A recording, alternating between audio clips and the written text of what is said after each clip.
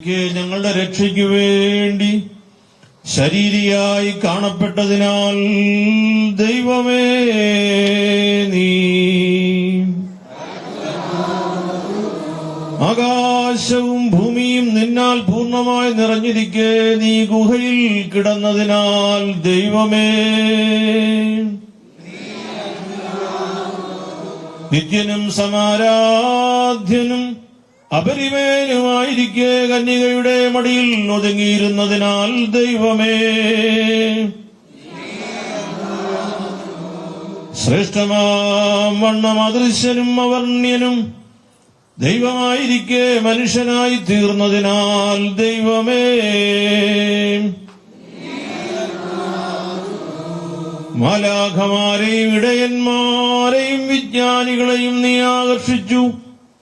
അവർ ഉചിതമായി നിന്റെ ബഹുമാന്യതയെ ആരാധിക്കുവാൻ വന്നതിനാൽ ദൈവമേ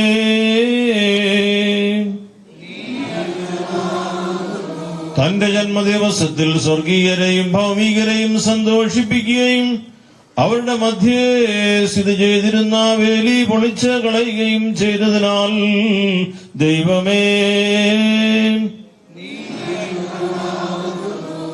ലോകങ്ങളെ ഉത്സാഹപൂർവം പോറ്റുന്നവനായിരിക്കെ മുലപ്പാൽ കുടിച്ചതിനാൽ ദൈവമേ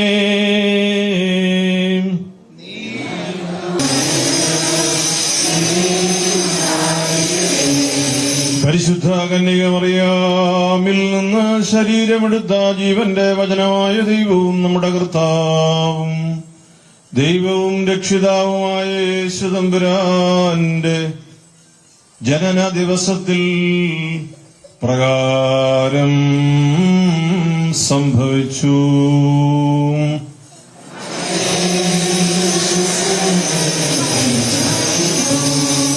അക്കാലത്ത് ലോകമാസകലമുള്ള ജനങ്ങളുടെ പേര് എഴുതി ചേർക്കപ്പെടണം എന്ന് അഗസ്റ്റസ് സീസറിൽ നിന്ന് കൽപ്പന പുറപ്പെട്ടു. ക്വിരീനോസ് സിറിയയിൽ ദേശാധിപതിയായിരിക്കുമ്പോൾ ആദ്യത്തെ ഈ പേരെഴുത്ത് നടന്നു. പേരെഴുതിക്കുവാനായി ഓരോരുത്തരും താങ്കളുടെ നഗരത്തിലേക്ക് പോയി.